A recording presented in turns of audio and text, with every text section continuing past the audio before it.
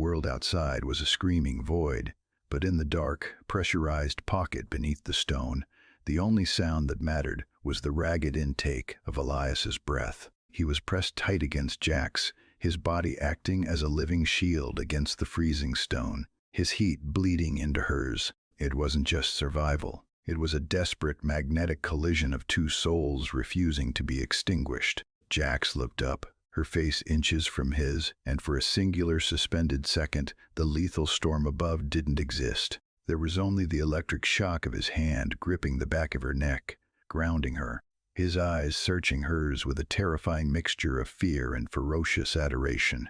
He didn't speak. He didn't have to. The promise was written in the tension of his jaw and the protective cage of his arms. I am here. We are here. 2 hours earlier, the concept of such raw intimacy was unthinkable. Instructor Valerius Thorn had stood tall on the glittering, razor-sharp expanse of the glass planes, his voice projecting over the comms with practiced disdain. He gestured grandly at the horizon of Vexus 9, a designated death world known for crushing the weak. He was in the middle of dismantling the HFY case studies on his datapad, mocking the reputation of human grit as a statistical anomaly. You believe the stories, Valerius sneered, his eyes sliding over the trainees, but physics does not care for your spirit. Endurance isn't a legend, it's logistics in a skin suit. Then the thermal mapping on his wrist spiked violently red. The sky didn't darken, it bruised. The wind didn't howl, it shrieked like tearing metal. It was a forecast failure of catastrophic proportions. An ion shredder gave a rare atmospheric anomaly capable of stripping electrons from atoms and flesh from bone dropped from the upper atmosphere with zero warning. The Academy's energy shelters, rated for hurricanes, flickered and died instantly, triggering a total failure state function. Chaos detonated. The sleek high-tech safety of the simulation dissolved into a fight for existence. Trainees scattered, their screams swallowed by the roar. Valerius shouted orders that were instantly torn away by the wind, his formal authority crumbling as fast as the shields. He looked at the reading on his gauge and froze. This was impossible. That amidst the blurring motion and the debris, two figures moved with a terrifying synchronized calm. Jax Miller and Elias Thorn didn't run.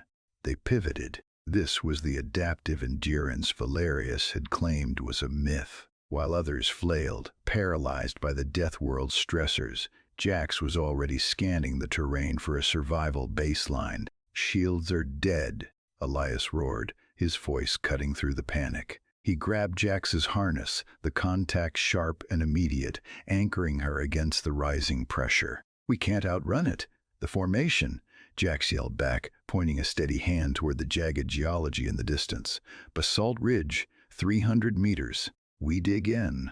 They moved with kinetic grit, driving their heels into the shifting glass. They were treating pain as an expected input rather than a crisis, ignoring the lacerating sand to haul supplies that others had dropped. Valerius watched, stunned, as the humans displayed a logistic stubbornness that defied all safety protocols. The planet leaned in, but the humans didn't move. They pushed back. Valerius stumbled. The magnetic stabilizers in his suit failed to grip the slick surface of the glass planes, and for the first time in his career, he felt the cold grip of total helplessness. He was a spectator in his own demise. Then, a hand clamped onto his harness. Jax didn't look at him. Her eyes were locked on the horizon.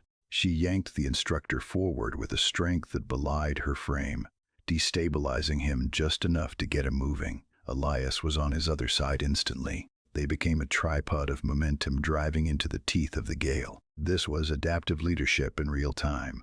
The hierarchy of the Academy had evaporated, replaced by the brutal competency of survival. They reached the basalt ridge just as the primary wave of the ion shredder turned the air into violet fire. The overhang offered cover, but it wasn't a shelter yet. It was a gap in the stone, exposed and vulnerable. "Seal it," Elias shouted over the roar, throwing a heavy thermal blanket across the fissure and the rocks. Jax was already moving. She fired the emergency sealant. The chemical hiss lost in the screaming wind. Her hands moved with fluid precision, trembling only from exertion, not fear. Elias slammed his shoulder against the makeshift barricade, his boots sliding in the dust, using every ounce of his kinetic grit to hold the shield in place against the crushing atmospheric pressure. Jax moved into his space to secure the latches. Her body pressed against his to apply leverage.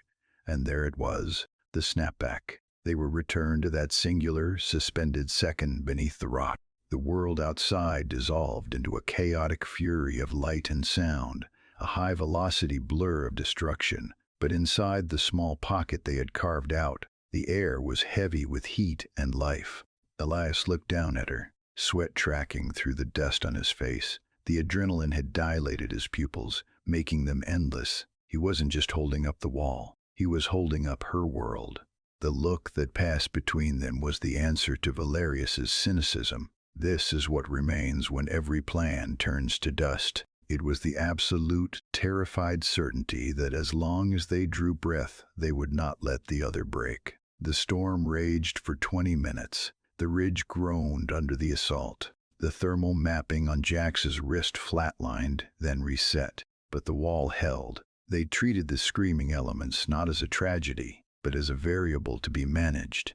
When the wind finally died down to a dull whistle, the stillness that followed was sharp and clear. Sunlight pierced through the dissipation, illuminating the battered landscape of Vexus 9. Valerius, huddled in the corner of their makeshift fortress, watched them. He saw Elias check Jax's suit seals before his own. He saw the way Jax's hand lingered on Elias's arm, a silent electric communication of relief and fierce affection. They hadn't survived because they were stronger than the planet. They survived because their connection gave them a reason to refuse the failure state function. Valerius stood up, his legs shaky but functional. The glass planes outside were scoured clean, unrecognizable. He looked at the two humans, then at his datapad, which flickered back to life. He navigated to the file labeled Human Myth. Assessment, Jax asked, her voice raspy but steady, eyes still scanning the perimeter. Valerius looked at the horizon, then back at the unbreakable unit standing before him. He deleted the file. Human baseline, he corrected, his tone stripped of arrogance. He began typing a new entry, his fingers moving with a newfound respect. Lesson 1. Resilience is not passive suffering.